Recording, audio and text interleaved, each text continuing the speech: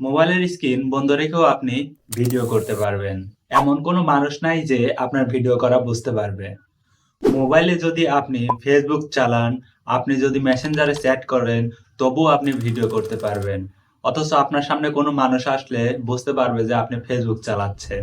তো আপনারা Google Play Store এ এসে সার্চ করবেন এক্সেস ক্যামেরা, এরপর ইনস্টল করে দিবেন। তো আমার ইনস্টল করাই আছে, আমি ওপেন করে দিলাম। এরপর পারমিশন চাবে, আপনারা পারমিশন দিয়ে দিবেন। তো আমি পারমিশন দিয়ে দিলাম। স্টার্ট রেকর্ডিং এ ক্লিক করলাম। এরপর দেখুন নিচে সেটিং অপশন আছে। এখানে সেটিং অপশনে ক্লিক করে দিলাম। এরপরে দেখুন উপরে প্রাইভেসি সেটিং আছে। এখানে ক্লিক করে দিলাম। এরপর দেখুন সেভ টু গ্যালারি আছে, এটা অন করে দিলাম। তো এরপর দেখুন নিচে আছে প্রাইভেসি মোড, এটা আমি নাথিং করে দিলাম। আর একদম নিচে দেখুন লক স্ক্রিন আছে, সেখানে আমি অফ আছে, আমি অন করে দিলাম। এরপর ব্যাক যাবেন। ব্যাক যাওয়ার পরে দেখুন ক্যামেরা অ্যান্ড ভিডিও সেটিং আছে, এখানে ক্লিক করবেন। এরপর আপনি ফ্রন্ট ক্যামেরাতে ভিডিও করতে চান নাকি ব্যাক ক্যামেরাতে ভিডিও করতে চান সেটা আপনি সিলেক্ট করে দেবেন। তো আমি ফ্রন্ট ক্যামেরাতে ভিডিও করতে চাই, আমি ফ্রন্ট ক্যামেরা সিলেক্ট করে দিলাম।